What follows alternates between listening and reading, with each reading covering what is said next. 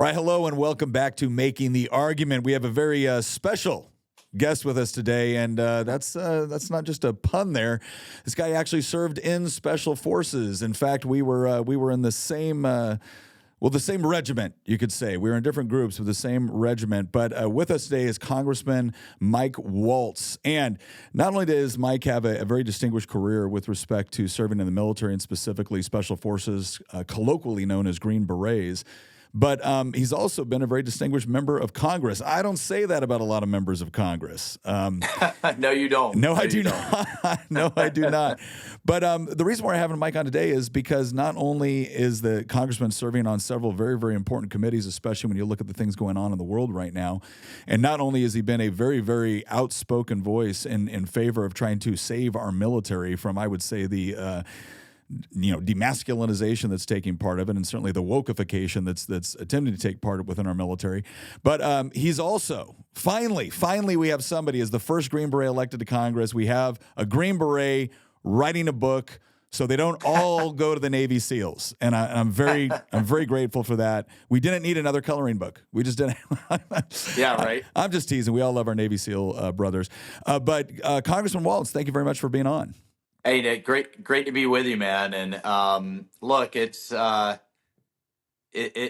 thing to deal with the battlefield. It's another thing to deal with the ideological battlefield that we're dealing right now. And one of the things I talk about in the book and kind of the attributes of what you need to think and lead like a Green Beret and how we're different than our brothers and sisters in the other special operations. I tell you, if we can build coalitions of tribes, of elders, of warlords, even in Africa and Afghanistan, then we can have what it takes to be successful in politics. But there are some days I think the tribes of the swamp outmatch the tribes of Afghanistan. So it's a fight for sure. No, I whenever I've had people ask me, what best prepared you for serving in elected office, I always say, well, my previous job was unconventional warfare and counter-insurgency, and it's amazing how much that prepares you for domestic politics. But you bring up a good point, right? Because there's a lot of different units within that blanket, that umbrella term of special operations, right? Within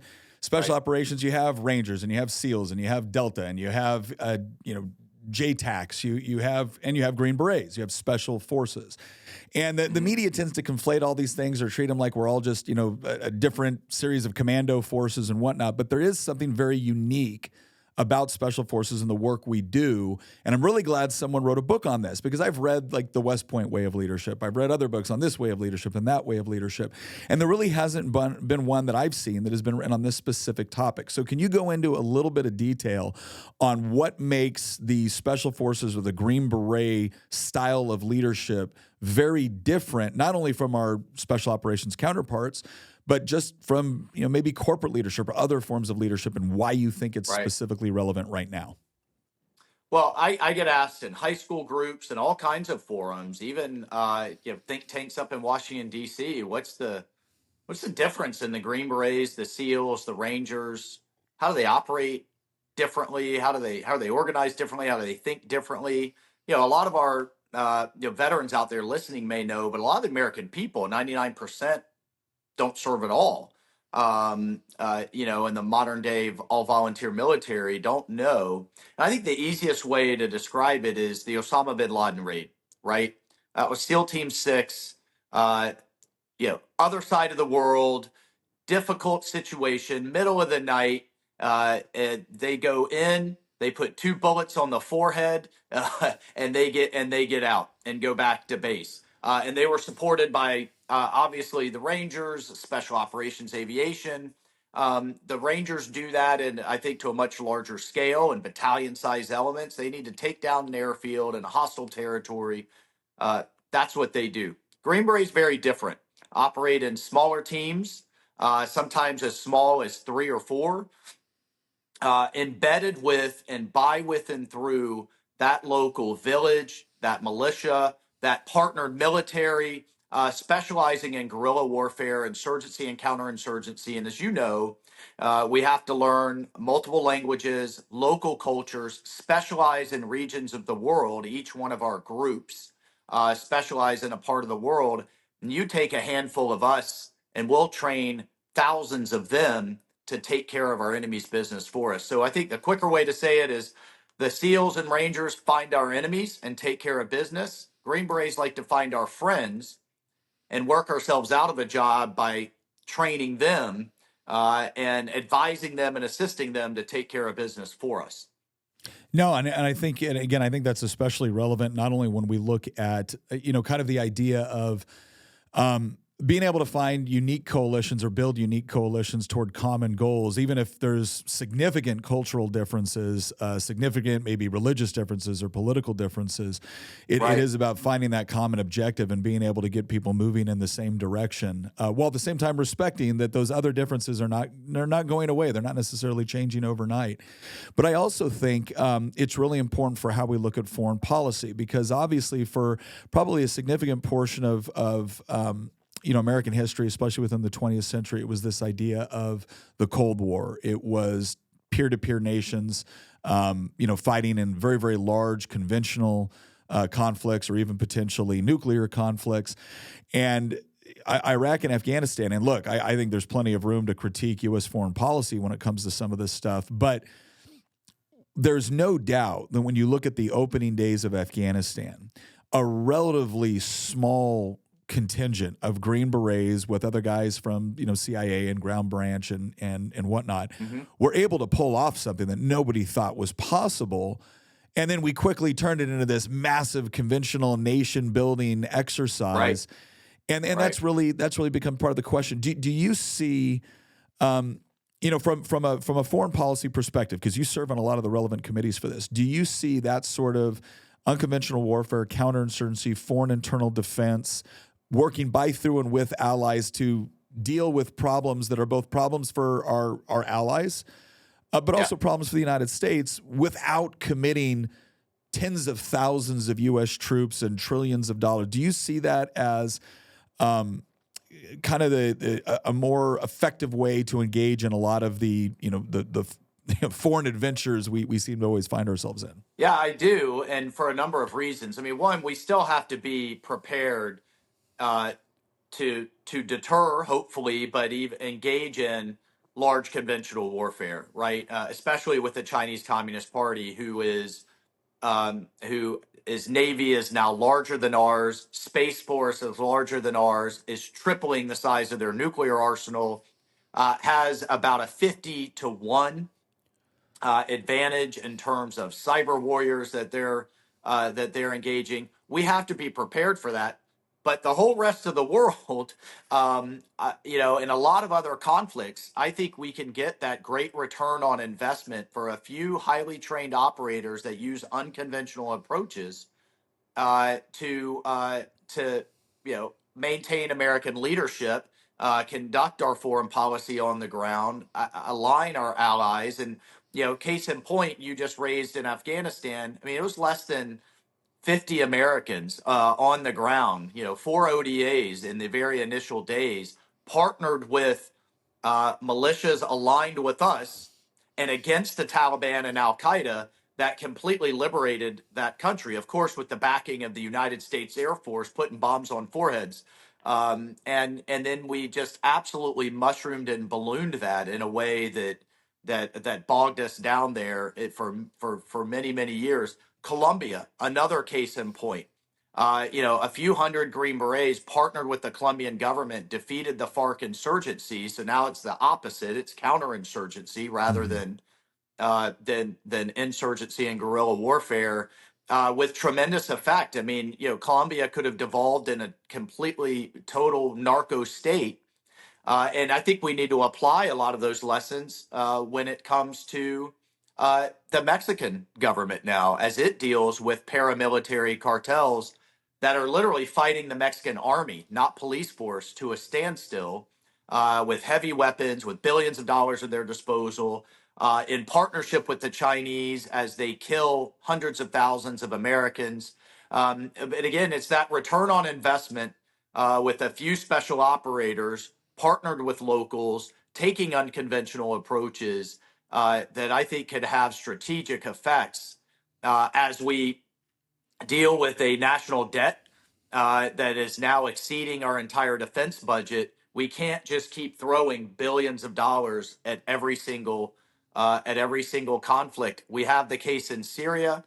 It was actually, and I know there's a lot of mixed feelings about Ukraine, but I think Ukraine would have been completely overrun if it were not for the Green Berets that were teaching them how to use the Javelin missiles that Donald Trump was the one to provide. Obama refused to give them any lethal aid. It was a few Green Berets on the ground and the lethal aid that Trump provided. And now that effort has completely ballooned to the tune of billions and an unlimited blank check. So I do think we can get a lot done and should get a lot done with just a few very light footprint on the ground, partnered with smart economic policy, diplomatic policy, and of course those other enablers. Well, this is one thing I've really appreciated about Trump's approach to foreign policy, about your approach to foreign policy, is that it's not this idea that the United States needs to completely disappear from the rest of the world and pretty much just shut everything. Yeah. There still needs to be a presence there for a variety of reasons that are important to the United States, right?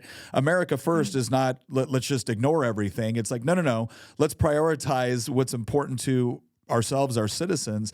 And then, yeah, there will be times where the military has to be deployed, but you guys have always seemed to understand the difference between a punitive expedition toward a very specific enemy versus we're going to invade and spend thousands of lives and trillions of dollars in order to try to recreate a foreign country in our own image. And that just doesn't seem to work out very well in most cases. So I think that's important. But I noticed another thing. So like in your book, the first, the title there is Hard Truths.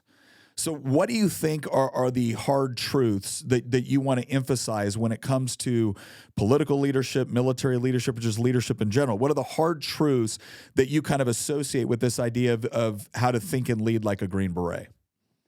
Yeah, and I'll jump on that in just a second, but I just want to foot stomp kind of this what we can get done with just a little. In my one of my tours, and I write about this in the book.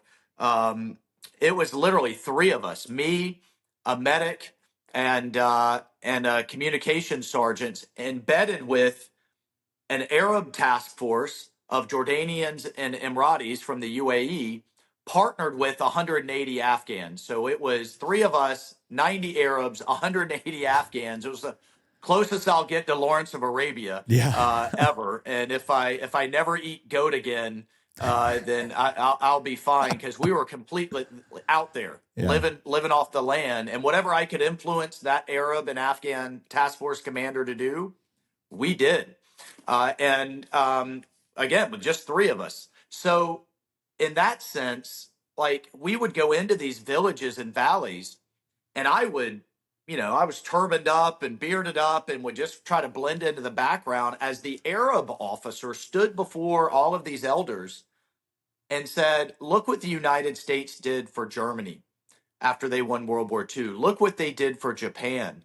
They helped them rebuild, even though they were their enemies that had attacked them. That's what they're trying to do here. And take it a step further, he would say, look at Dubai, look at Jakarta, look at Istanbul, these great Muslim cities. We can move forward in the 21st century. We don't have to be stuck back in the Stone Age like Osama bin Laden and the Taliban are telling you. We can be proper Muslims and have a brighter future for our children. Man, it would turn whole tribes and valleys. Just that strategic messaging, with us in the background. I'm providing the intelligence and air support and medevac support and all, but they're out there doing the messaging, the supporting. I would take that message over a division of U.S. troops that would just be fed into a grinder of IEDs and ambushes. And so that kind of mindset and approach is something I think we need to do a hell of a lot more of. And then, how do you apply that to politics? Well, as conservatives,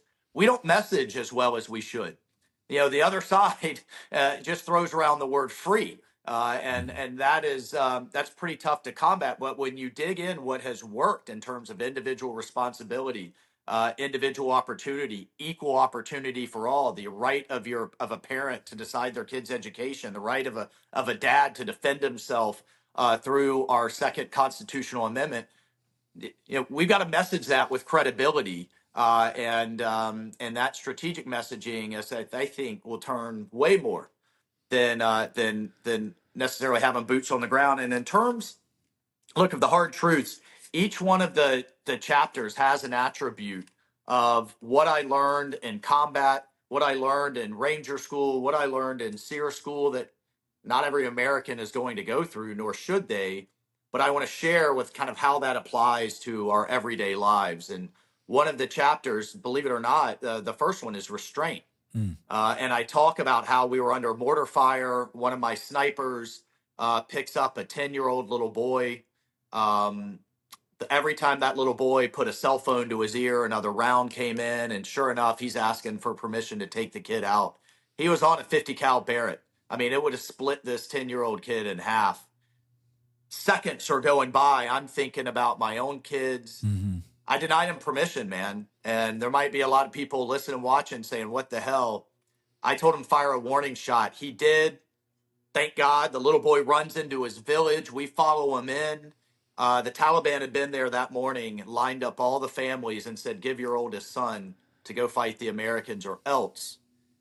One family refused. They hung their 7-year-old little boy. That'll always stick with me. But those are the kinds of decisions that we're having to make day in and day out. Was that the right decision? I think so in the time, restraint.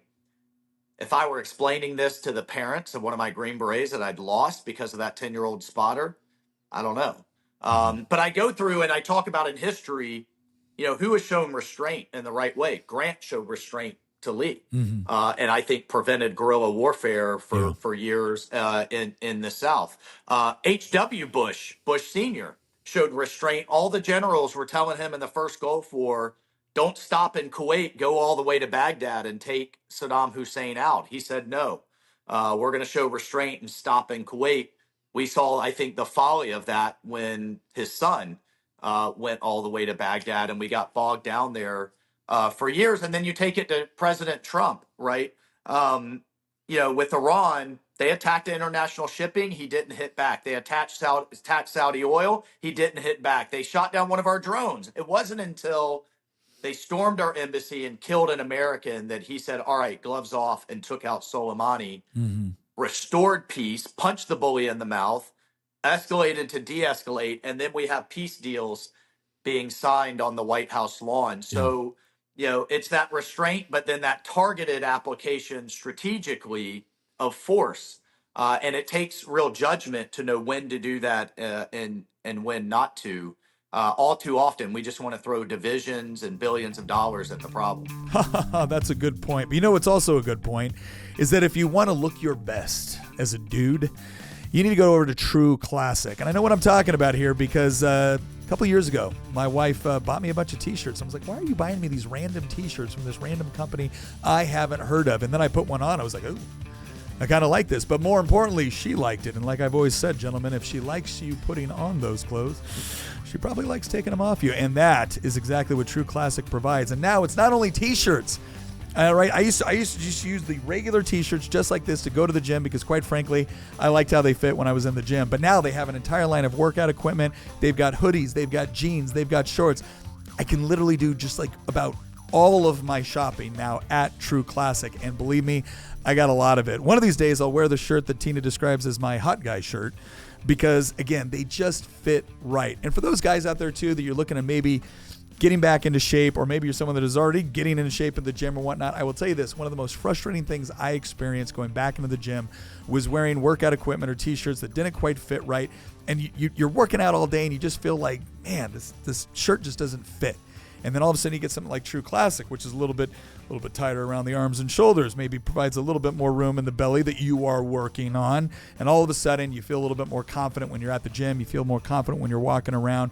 Let's face it, guys, most of the t-shirts out there are not built to fit us the way they should, right? A lot of outfits out there to fit women the way they like to be fit. But guys, we don't have that until now. So go to trueclassic.com, go on there, use the link in my description. You're going to save a ton of money when you bundle. And like I said, they have a lot of great stuff. So bundle it all up, right? Get that. Look good for your lady. Look good for your lady. Because again, like I said, if she likes it on you, she'll probably like taking it off.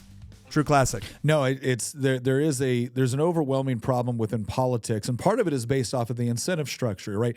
The incentive to do something and to be seen as doing something. And there's not a great deal of question sometimes on what that something is actually going to lead to with respect to, well, something we always heard in the Special Forces qualification course, right?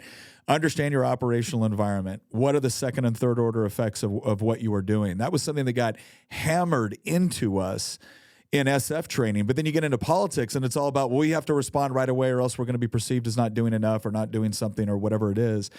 And you're right. The bigger, the more expensive the demonstration, apparently the more you care. But then I look at how Trump handled Soleimani specifically.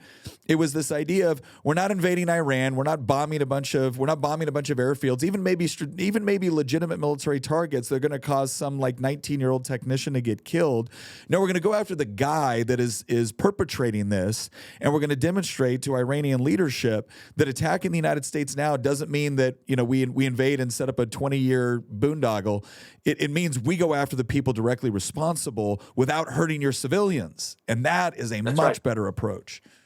No, that's right. And I mean, to your point in politics, my first campaign, got accused of stolen valor. I knew the guy that was behind it. I was ready to come off the top ropes and just crush this guy and blast back, because that's what we're conditioned to do now. You get punched, you come back with just a overwhelming response, because otherwise you're weak or don't care. You know what? My wife, my campaign team, and others said, rise above it. Your record has been out there for years. Mm-hmm. Don't give it oxygen, and show restraint. And they were right. Yeah. But it takes judgment to know when you've got to not just hit back, but hit back in the appropriate in the appropriate way. Well, I had a similar issue happen in one of my races where this guy on Twitter just kept coming back and going, well, Nick claims to be a Green Beret, but I've never seen a picture of him in uniform, and I've never seen this. And I responded to him once. I'm like, you should tell my opponent to use that line of attack. You should really tell my opponent, like, if you really care about this, you should call up my opponent's campaign and tell him you got some real juicy intel for him that I'm lying about everything. Please, for the love of God, do that. I would really appreciate it. Well, what is another, I mean, sure. I know you're really busy. I know you got to go here in a little bit, but what's another hard truth that, in the book that you talk about that you think really translates to, again, kind of that unique style of Green Beret leadership? Yeah, well, look, I talk about the book in the book in terms of loyalty. And that's not just a team effort, but when you're building these relationships with your partner force, that how much that matters. On the one hand, you always have to be looking over your shoulder. On the other hand, you build bonds that are very different than I think any other special operations force or any other conventional force. And I think that's why so many in our community in particular were so devastated by the disgraceful debacle of the Afghanistan withdrawal and how that was done. And I talk about one of my interpreters. We called him Spartacus because he was just such a little badass. The guy learned English by watching American movies. So, every other sentence was a string of cuss words that just didn't make sense. Right. Yeah. And listening to rap songs. But this kid was absolutely 100% willing to die for the values in our that are represented by our flag, and to the point he would have done anything and sacrificed anything for us. Unfortunately, he got a little bit complacent. The Taliban knew that these interpreters were a strategic asset. Without them, we couldn't communicate really with the public, with the populace, or even with our partner force. I always had one right in between me and that Afghan lieutenant. As we were, trying to go into combat, but also facing language barriers. They followed him as he got on a bus to go visit his parents, and ripped him off the bus, took him home, and beheaded him in front of his family to send a message. A 19-year-old kid, according to some of his cousins that came around to us later, he was singing "God Bless America." Wow. Right. And then I contrast that I was in uh, Afghanistan in 2009, and unfortunately had to lead the search for Bo Bergdahl, if you remember Oh that yeah. piece of crap Yeah. traitor. So here's an American soldier who decides he doesn't like America, decides he doesn't like what we're doing there. And rather than just finishing his tour and getting out, he betrays his country. He stacks his gear up on his cot. He sends emails to his dad, smearing his country, his unit, and everything that's going on there, and then defects to the Taliban. Yeah. He's tried to kind of wash this story of he was just disaffected and kind of wandered off his base and got lost. No, he defected to the Taliban and was actually giving them our tactics and techniques and procedures till he wasn't useful anymore. I had to lead the search for him. And we lost the conventional unit adjacent to us, lost soldiers Hmm. looking for this kid. And I'll never forget, um, turn on the TV one day and seeing his parents in the White House lawn next to Obama, seeing Susan Rice on the Sunday shows declaring him as a hero. Everybody take out your yellow ribbons. And actually, my first ever appearance on Fox News was with Brett Baer. I was the first to go on national television to say, time out, America. Yeah. This guy's not a hero. He's a traitor. He's betrayed his country. Here's what really happened. And we know the storm from all kinds of veterans speaking out that happened after that. And I'll never forget seeing him walk out of that courtroom a free man, Hmm. and wheeled in a wheelchair behind him was a sergeant that was shot in the head during the search for him, who could no longer speak. He was paralyzed, getting wheeled out, by his teenage daughter. Yeah. That was the ultimate betrayal in my mind, and I contrast those two. Just because you're necessarily born here or not born here, that notion of loyalty is a very powerful thing that can also be powerfully and devastatingly betrayed. Yeah. Well, and again, to look at it from an SF perspective, when you're operating in small teams, 12, and ODA is 12 men strong. When you're operating these and you're operating very, very far away from any sort of logistical supply line, very far away from reinforcement, and you're embedding with, maybe it's the Northern Alliance, or maybe it was Kurds in the opening days of Iraq, you have to build a strong level of trust, because you're outnumbered 10-1 with the people that you're working with, right? Your whole goal is to be a force multiplier.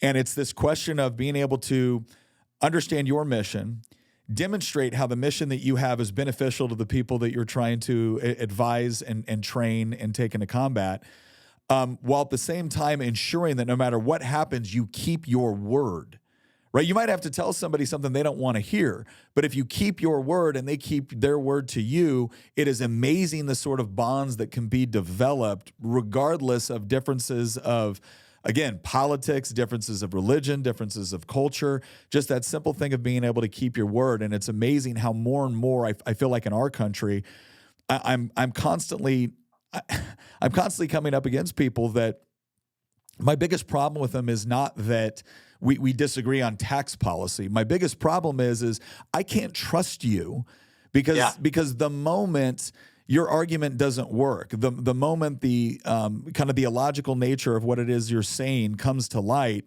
you don't say, oh, maybe I should reevaluate, or maybe I should try a different tactic when it comes to argument. No, you immediately start name calling. Oh, well, you're just this, or you're just that, or you're just part of the patriarchy, or whatever it is. You throw out logic. And if you throw out logic and you throw out any sort of standard of objective reality, well, then now I know I cannot trust you. And if I can't trust you, there's no way I can work with you. And Yeah, that's right. We can disagree on all kinds of things, fine, but we have to know that you're arguing in good faith, and that I can trust that I know where you stand, and that you're going to do what you say you're going to do when you're campaigning for the job and that you're earning people's votes. That right, that the voter can trust you to be the person that they voted for. Look, another trait that I talk about is this idea of discipline, and that may sound like kind of a shoulder shrug, but I think we're incredibly lacking as a society now, in the kind of the get up and make your bed and do what it takes to to be done, to be a positive contribution to our society. I tell the story, you'll appreciate this one, of Ranger School. And, starvation and sleep deprivation is the lens through which they operate. And when you are so sleep deprived, you're hallucinating, and your body is literally eating itself. I lost 31 pounds when I went through, hey, you're in charge. Can you lead to standard another 28 Rangers who are in the same terrible state? And in one of those missions, we had missed our resupply window. So we had been out of MREs for a couple of days. You only get one per day.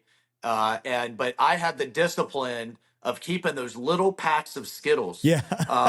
You remember they're like the size of the Halloween, Yeah. like little travel size. There's like 12 in there. And man, about every kilometer, I mean, we had completely missed the helicopter. I think we were going to beat the crap out of the poor lieutenant who was in charge of getting us the resupply and got us lost. And about every kilometer, I would pop one of those Skittles in, and it was just like this explosion of energy and happiness Oh. for a few seconds. Well, some of my Ranger buddies saw me, and they were totally out of food, and they were giving me that like salivating stare Yeah. of like, "Aren't you going to share?" And I'll never forget thinking like, F you, buddy. I had the discipline to not eat everything and to keep a few little bits of candy to keep me going. You didn't have the discipline. Screw you, man. Well, fast forward as I'm getting evaluated, and peer evaluations are part of whether you make it to the next phase. And I'll never forget standing in front of the Ranger instructor, the sergeant, and you see those pink cards where you got a bad peer eval, and sure enough, it was those two guys that I didn't share my Skittles with. And I'm trying to explain myself. I'm like, man, they ate all their chow, Sergeant. I had the discipline to save mine. And he looks at me. I'll never forget it. He said, on your psych eval, you say you're a Christian. I said, yes, sir. I believe in Jesus Christ, and I'm a proud Christian to walk the earth as he did with strength and humility. He said, huh? Big dip in his mouth. He said, what would Jesus have done if he had a little pack of Skittles? I was like, man.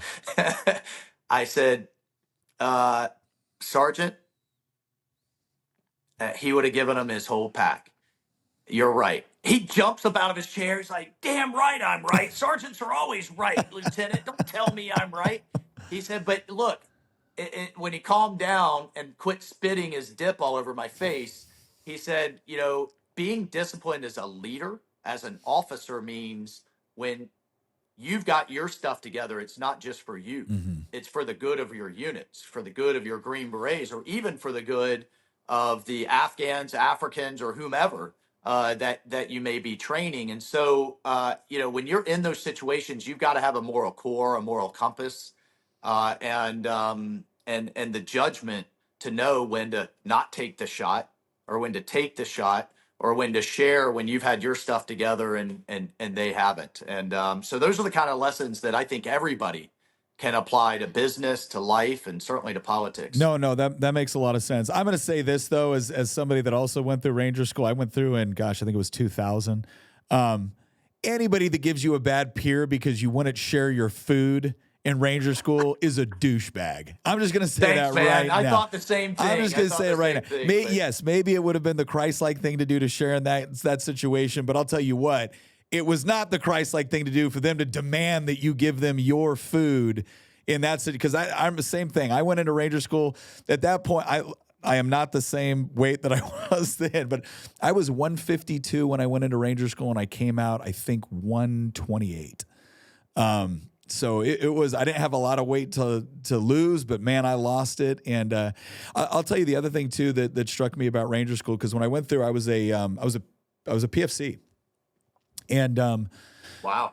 And I remember just being as intimidated as I could be by a lot of the NCOs, because most of the people that were going through as lower enlisted were from Ranger Battalion. I was coming from the 82nd at that point, but I remember one of the biggest takeaways I had was it was easy to be disciplined when you were in a graded leadership position. For those people that don't know, you take turns in Ranger School being in one of the various graded positions, and the rest of the time you're just one of the troops, right?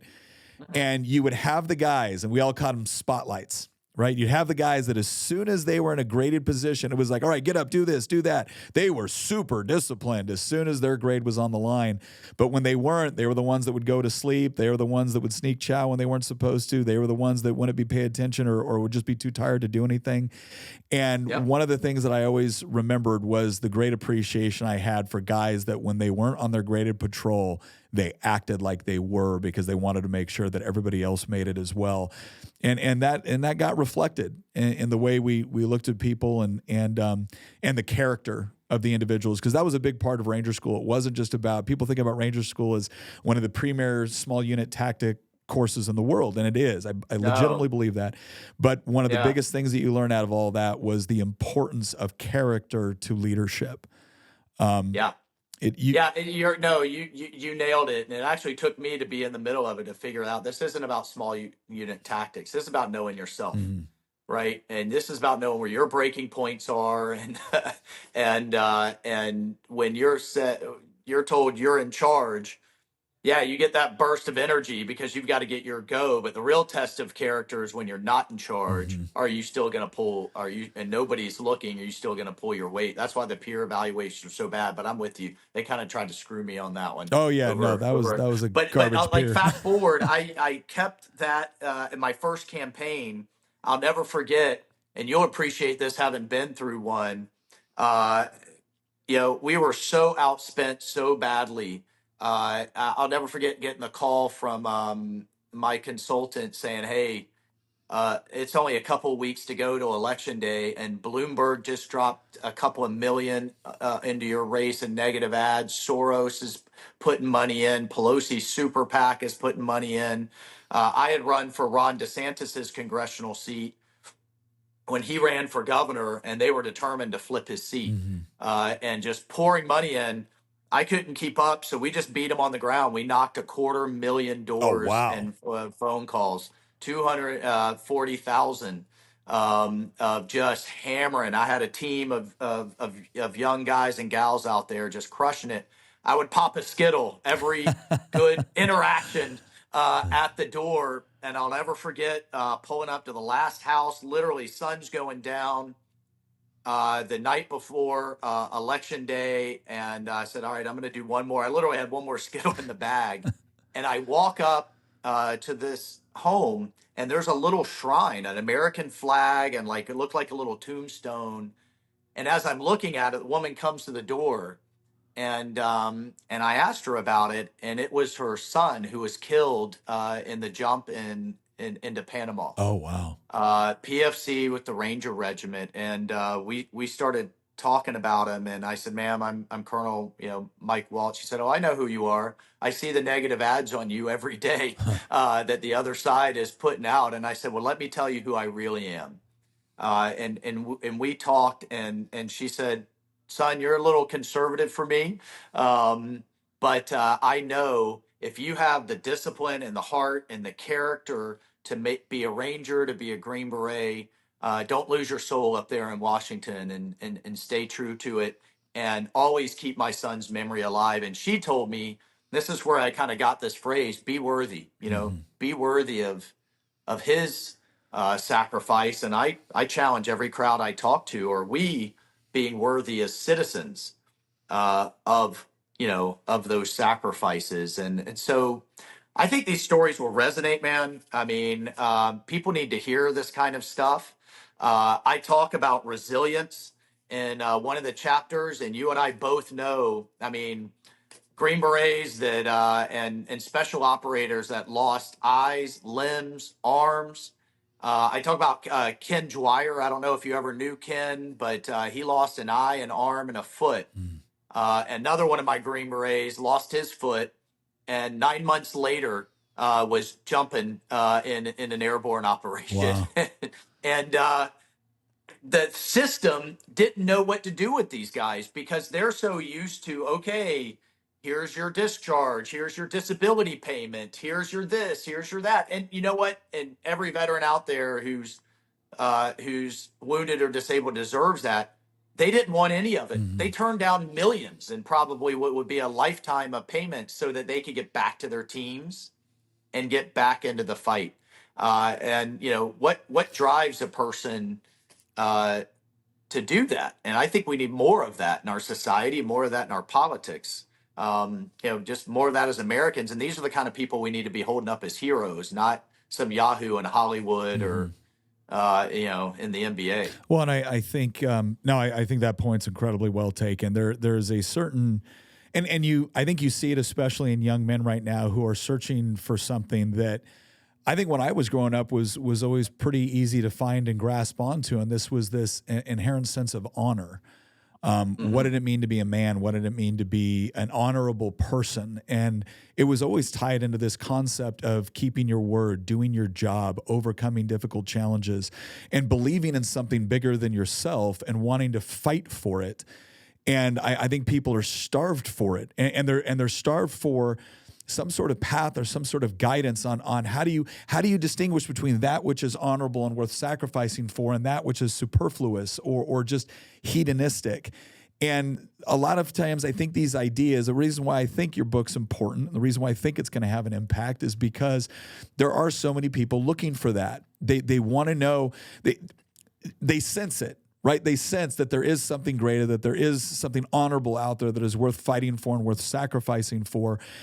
And they're not quite sure on, okay, well, how do I discern that? How do I find out what it is? And then how do I prepare myself? How do I develop the sort of skills and capabilities necessary to be worthy of that moment? Because as you know, being brave or being courageous or being honorable in that moment when it is difficult to do so, it is not just something that happens. It is a series of choices that you make with respect to how you prepare yourself so that when the moment comes, when the opportunity arrives, you've done the things necessary in order to conduct yourself with both honor and effectiveness. And so I'm glad you wrote it. I think it needs to be, again, I've always thought that there was something unique about kind of the Special Forces and the Green Beret experience, the way the unit is organized, the way it operates. I used to always joke that and a Special Forces ODA should not work. You should not be able to put 12 A-type personalities together and have it be a wonderfully functioning unit, and yet somehow it's demonstrated itself capable of accomplishing things that nobody thought was possible. And there are reasons for that once you dig in and you start to understand how an ODA operates, the trust involved. And the mindset, the way of thinking. It's the way of thinking. The idea but of I want to touch really quickly. Yeah. I think you hit such an important point with young men and with youth. And one of the things that I talk about here is getting us back to a nation that serves one another again. Government can't solve all our problems. Government shouldn't solve all our problems. Heck, I spend half my time in Washington keeping government out of your life and keeping dysfunctional agencies from trying to take too much and powering down resources to state and local that are closest to the people and that people can interact with. And things are different in Roanoke, Virginia than they are in Jacksonville, Florida, than Montana or downtown LA. But back to this point of our youth, look, I'm a proponent of national service. That is not necessarily a draft. That is, you don't have to be in uniform. You can do inner city tutoring. You can do national parks. You can do elderly care. There's a lot of FEMA volunteer corps. There's a lot of things that you can do. But the point is, you graduate and you go serve for a year or two and you learn those life skills of leadership, discipline, followership, teamwork, and you do it with other Americans who don't look or necessarily think like you. And, a light bulb kind of went off for me one time when a Korean War veteran came up to me after one of my talks and said, he grew up in the segregated South. He had never had a relationship really with a person of color. Lo and behold, 19 years old, first ship in the Navy, and his bunkmate is black. And that forcing function made them lifelong friends and helped them understand one another. And he told me, had he not had that, he doesn't know how he would have thought of minorities given the way he was raised. Well, we need to get back to that. I think having that kind of objective mindset in our youth. Again, not talking about mandatory, but when you talk about educational benefits, Yeah. when you have Bernie Sanders and Elizabeth Warren just erasing everybody's debt for free, giving away everything for free, well, I think the taxpayer deserves something in exchange. Mm-hmm. And oh, by the way, you get a better citizen out of it. Mm-hmm. I don't think that would solve all of our problems, but I do think it would get back to that sense of purpose and higher calling, beyond your phone and sitting on the couch and playing video games. Yeah. And the more of that, the merrier, and the more veterans in politics at every level that have some skin in the game, the better. Well, again, Congressman Waltz, I really appreciate you taking the time. Well, first of all, where can people find the book, and where can people follow you on social media? Well, I mean, you follow me on X at Michael G. Waltz. We're on Facebook. We're on Twitter. You can get the book Amazon, Barnes and Noble, Books a Million. And just by the way, none of the royalties are coming to me. They're going to go to the foundation for one of my Green Berets that I lost, the Matthew Pacino Foundation. We have to take care of our Gold Stars in a way, well, better than I think as a nation than what we're doing. And Nick, if I can just give you one more anecdote, Yeah, please. that I talk about in the book, if we have time, and that's on President Trump. I have a couple of stories in there on him, on the person, the leader, the commander in chief I've gotten to know from his creation of the Space Force that everybody made fun of. His Air Force secretary wasn't on board at the time, and he fired her by tweet. Not a nice move, but you know what? The generals were in my and others' offices on the Hill, ready to get back in line. They got the message. And look, now in retrospect, we see what Elon Musk and we see what SpaceX and what's happening up there and what the Russians and Chinese are doing up there, how right he was. But he's a disruptor. Mm-hmm. And how he goes about that in the swamp sometimes causes some collateral damage, but it's desperately needed. But back to the Gold Stars, I talk about the Abbey Gate Gold Star families, the 13 that we lost in the suicide bombing during the Afghan withdrawal. They couldn't even get a meeting with Biden. They couldn't, he wouldn't answer their calls or their questions. I called up President Trump and said, would you meet with them? He was up at Bedminster playing golf, of course. And he said, bring him up here, Michael. And so we did. We took him up. His scheduler kind of was like, hey, we can squeeze out maybe an hour. The president's got a lot on his plate. 30 minutes in, he looks at his scheduler and says, clear the rest of the night. Mm-hmm. He met with each one individually. He met with them as a group. He signed everything that they wanted him to sign, pictures of their loved ones. Then he brings them up for dinner. Mm-hmm. And first time I saw DJ Trump, he pulls out his iPad and starts playing Phantom of the Opera and Pavarotti. And these moms who had suffered so much, Nick, who were so bitter and so upset, they were laughing, they were crying. He had some of the couples dancing. Mm-hmm. You know what, man? A couple of them came up to me afterwards after he spent 6 hours with them, said this was the best thing that had happened to them since they had lost their son. Mm-hmm. And the most important thing he promised them was transparency. He said, I'm back in office. I'm going to give you all the tapes, all the drone footage, all the emails, anything you want. It's yours. You deserve that kind of closure. And I just tell you the story because, we see the rallies and we see the commercials, but, there's this other side of him that deeply cares about our veterans and about these families that, this is the ultimate trust as a parent to give your kids to this military organization led by a commander in chief. And I mean, it's the most precious thing you can give. To do the right thing, have the right policies, give them the right equipment. I mean, this is what gets me up every day to deal with this political BS, sitting on the Armed Services Committee, the Intel Committee, the Foreign Affairs Committee, because we have a sacred duty to give them the right policies, the right training, the right equipment as they go out there to keep us all safe. No, and it's appreciated, and I'll tell you right now, it's not only appreciated as a veteran, it's appreciated as a father that whose son is going to MEPS this week, and we'll be shipping off here pretty soon. And I thought for a long time he was going to go in one direction in the military, and then earlier this year. He goes, nope, I want to go infantry. I want to go kind of a similar route that I did, but he's going to go the Ranger contract route. And who the commander in chief is will matter quite a bit. Because I've seen firsthand, and it's not just about Republican versus Democrat. It's about people that understand what it is to defend the country and what's the proper use of the United States military.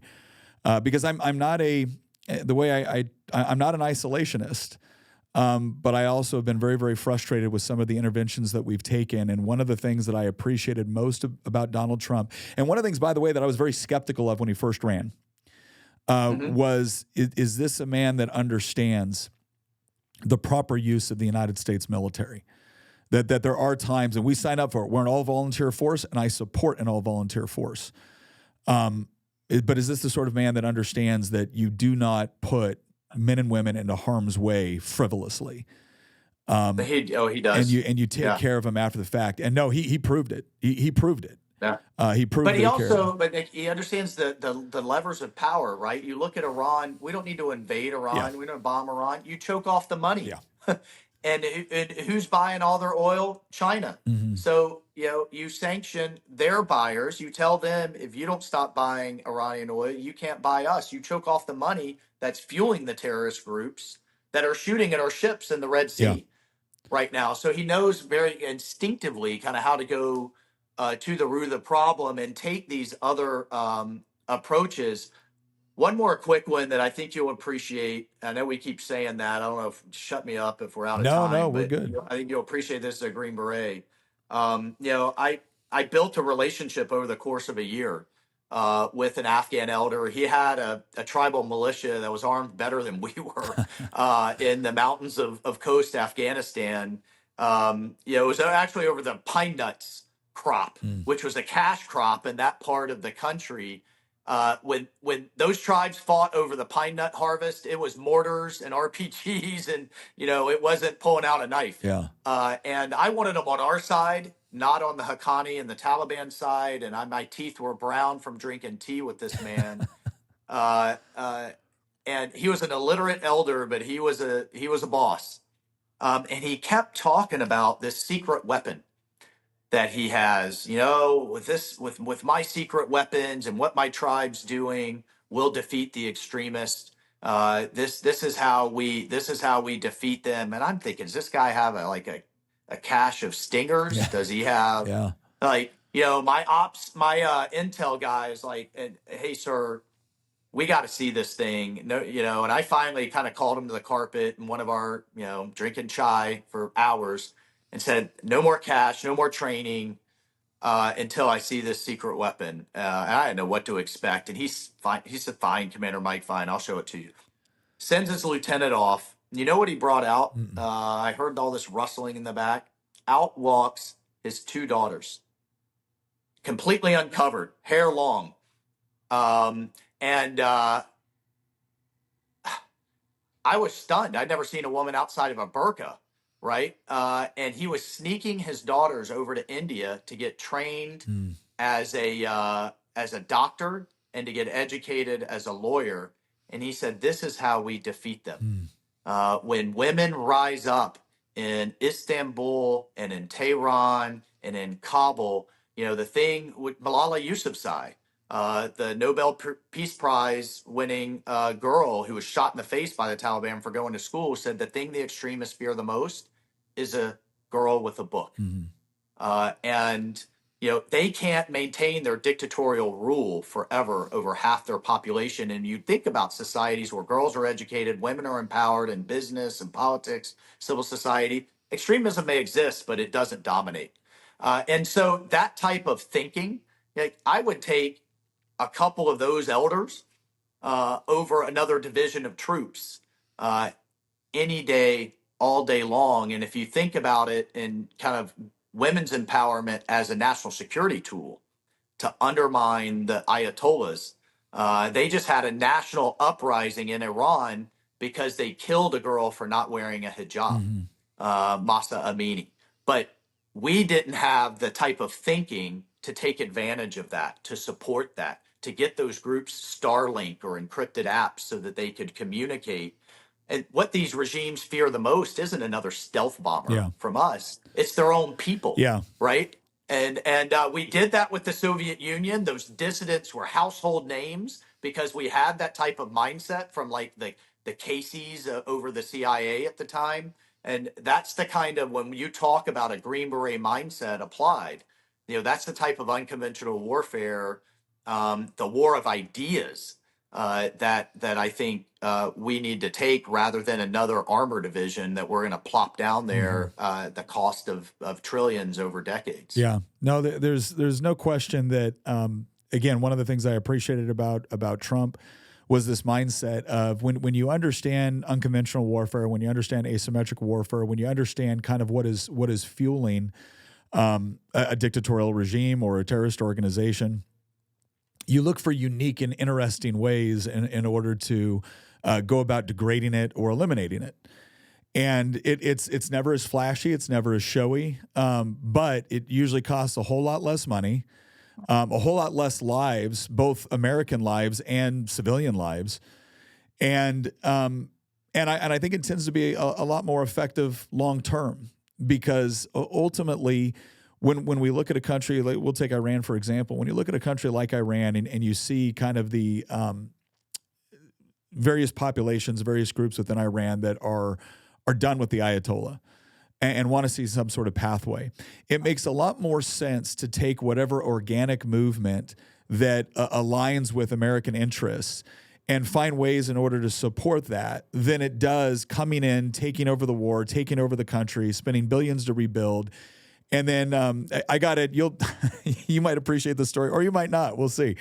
In 2008, when I was, it was January of 2009, like December of 2008, January of 2009. First group was about to rotate out. 10th group was about to come back in for Special Operations Task Force North in Iraq.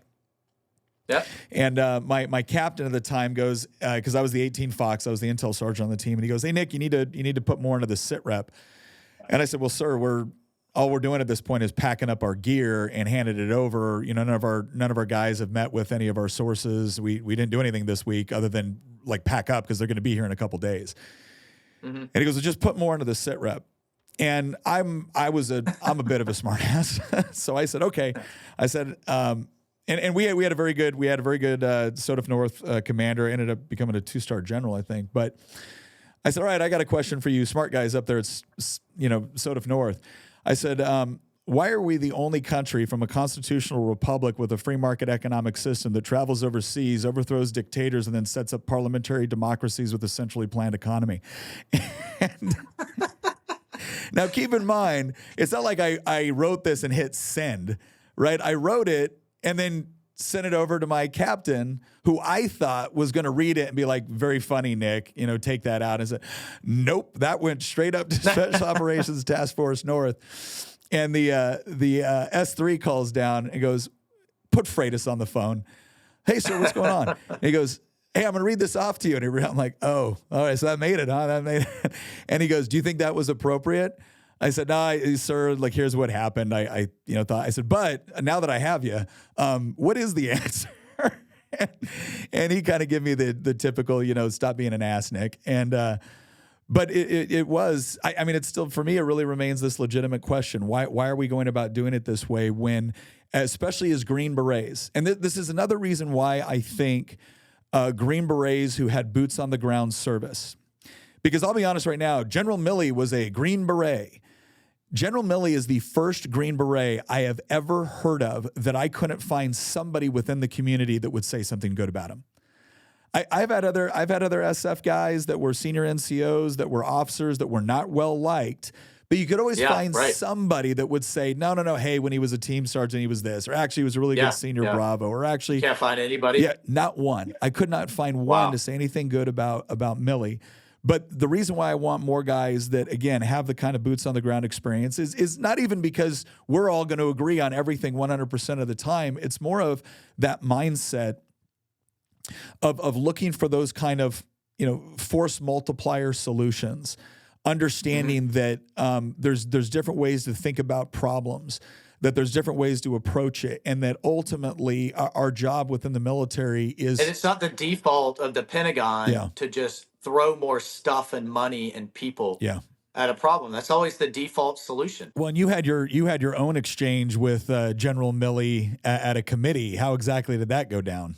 Well, you remember his, I want to understand my white rage and I want to understand my whiteness. That was actually in response to me uh, holding up a slide deck that a cadet's family had given me from West Point titled Understanding Your Whiteness and Your White Rage, which was a lecture being given at West Point by a woman who had tweeted the week before that the Republican Party was a party of white supremacy and that white people are outraged by black advancement. I mean, that is what is being indoctrinated and infected into the minds of our future military leaders.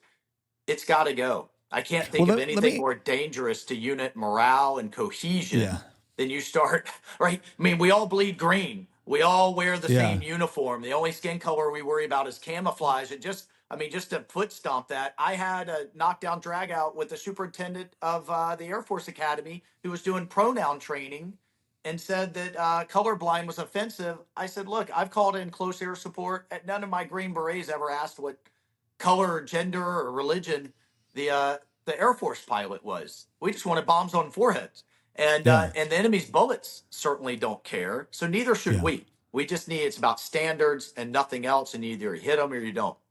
Let me ask you a question, because this part I think boggles the mind of a lot of veterans. You would think. You would think at this point that our senior military leadership should actually probably be the best we've had in decades, simply by virtue of the fact that so many. If you were a lieutenant in the year 2000, you grew up your entire time from being a junior officer to a field grade officer to perhaps a general officer was spent in combat years. Yeah. Right. So what in the hell is going on where our senior leadership that should have grown up their entire military service almost exclusively at war, having to actually fight an enemy through unconventional warfare and conventional warfare and counterinsurgency and foreign internal defense. Mm-hmm. How is it that our senior military leadership, the ones that we allowed to pin on 2 stars and 3 stars and 4 stars, are more concerned about pronouns and gender ideology and queer theory than they are about actually preparing young men and women to have to go into combat situations? How did that happen? It is them doing this, blowing with the political winds, and under both. But if you look at it, the people around Obama and Biden, I mean, they have been in those positions 12 out of the last 16 years, right? Mm-hmm. And they have been pushing this agenda. His service secretaries are pushing this agenda, and general officers who know better are just kind of turning an eye and letting it happen. And we're seeing it at that level, but also at the junior officer level, because 80% of our officers come out of ROTC departments, Yeah.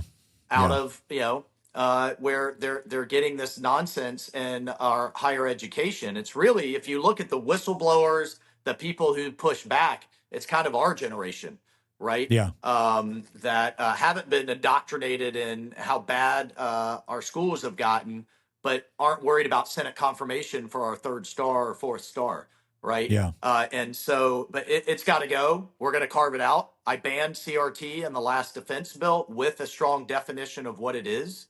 Mm-hmm. But the progressives, if you look at the long march through the institutions, it was the media, it was entertainment, it was sports industry, and it was, of course, academia. But the ultimate prize were corporate boards through ESG and the military through CRT. And we have a long road, a long fight ahead of us. We have to fight that fight. One of the chapters here is truth to power. Yeah. And that is speaking that truth to power, despite all the blowback that you're going to get. Well, again, and having somebody in Congress that actually understands what the long march through the institutions is, what Antonio Gramsci was trying to achieve, what a lot of other people have been trying to push through those institutions is incredibly refreshing. Because again, I serve an elected office at the state level, and it is amazing to me how many of my colleagues have no idea what any of that is, or how it has actually impacted the culturally shaping institutions that are so critical That's to right. a nation. And that's another area where, again, I think the Green Beret style of leadership is unique, is because as you expressed earlier on, where we were kind of explaining the differences between Green Berets and the rest of the special operations community or the rest of the military in general, most military units are designed around this concept of having a particular set of skills and executing those skills very, very effectively with other Americans. Green Berets are unique in the sense that we were the first, I shouldn't say the first unit in American history, but the first unit that was specifically designed through this idea of the combat force multiplier. We of course do our lineage through the OSS and World War II, and you could even draw certain aspects of it beyond that. But it was this idea of working by, through, and with indigenous populations in order to achieve American objectives, which coincided with their objectives. And that concept, one of the biggest things, again, understand your operational environment. I don't think there's any other unit in the military that goes through as much emphasis on understanding the culture that you are interacting with in order to determine the best way to influence and the best way to operate. Well, I think it's time that we wake up to the fact that there's a lot of people with very, very, let's say, ideologies which are antithetical to what we would call the American experiment. This idea of individual liberty, personal responsibility, free markets, property rights, the idea of a government with an important role to play, but with powers that are enumerated and limited. Right. And not supposed to be, ever expanding. There are a lot of people in positions of power right now that disagree with that, fundamentally disagree with that vision of society, disagree with that vision of America. And if you look at the culturally shaping institutions, whether it's the media, whether it's Hollywood, whether it's higher ed, whether it's just public education, they have done a very good job of infiltrating those. But to your point, the ones that were kind of left over was this idea of the business world, because the business world generally operates in a way that, hey, profit or loss is competitive. It's cooperative, but it's also competitive. And you got to get results or you fail unless you can run to the government for support. And then the military is very much rooted in this idea of you got to get the job done, because guess what? The guy shooting at you doesn't care what you identify as that day. They're going to shoot you anyways. You see it within the sporting world as well. You either got the touchdown or you didn't. Not everybody gets a Super Bowl trophy. And now you look at those three remaining institutions, and the corporate world is pretty much gone at this point through, like you said, ESG, through finance and BlackRock and whatnot. But the military, they are now making significant inroads into the military, the church, and into the sporting environment. And if we really lose those, we've essentially lost every culturally shaping institution within the country. And you can't expect to win elections, and you can't expect to save something where you have entire generations now that have been brought up to believe it's wrong and it's evil and it needs to be completely just replaced with this other ideology. You have such a nuanced and deep understanding of the issue, but we as conservatives got to stop complaining about it, and start taking those institutions back. I'm not convinced it can be done, nor should it, out of Washington D.C. I think it's done at the state and local level. And if you look in the case of Florida, right, where we have half the state budget of New York, despite being a larger population, where we're making real inroads in terms of universal school choice, putting power back in the hands of the parents, money back in the hands of individuals, where meritocracy still reigns, and where you're seeing, you look at Miami, the amount of money that is fleeing leftist governments in Brazil and Colombia and Venezuela. Miami is poised to be the Dubai of the Western Hemisphere. And the Space Coast, where we have such innovation in STEM, I don't mean to make this an advertisement for the state, but my point is at the local level, governors and mayors and county councils and school boards that were flipping back to conservatives, people are coming to the tune of 1,000 people a day because they want these results. Well, no. I think, again, I think all those points are really well taken. It's amazing how I will see the left measure they will measure a state by how big the state budget is. I like states that measure the success of their state by how big the budgets are of their citizens. So we'll listen. Yeah, well, listen, Congressman Waltz, once again, thank you not only for your military service, but thank you for your continued service here, and thank you for the book. Because again, I'm always looking for more things to be able to, point people in the direction of to take a look at those hard truths. And I think it's really important that we finally have a book that really focuses in on the unique nature of the Green Beret style of leadership, because I think more people are going to see how relevant it is to their life, not just from a military perspective, but really just a day-to-day perspective. So I know we did this once, but one more real quick. Tell everybody where they can find you. Yeah, look, find me on X, Michael G. Waltz, Facebook, Twitter. Again, it's WALTZ. Emphasize on the T. Yeah. Right. I actually have carried a weapon of war in a war. Yeah. I don't need to lie about my rank. I'm a proud retired colonel.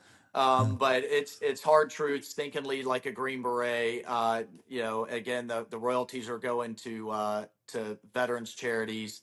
And I hope people find some meaning in some of our experiences that are unique to Green Berets downrange and how we're applying it to this insane political environment we find ourselves in today.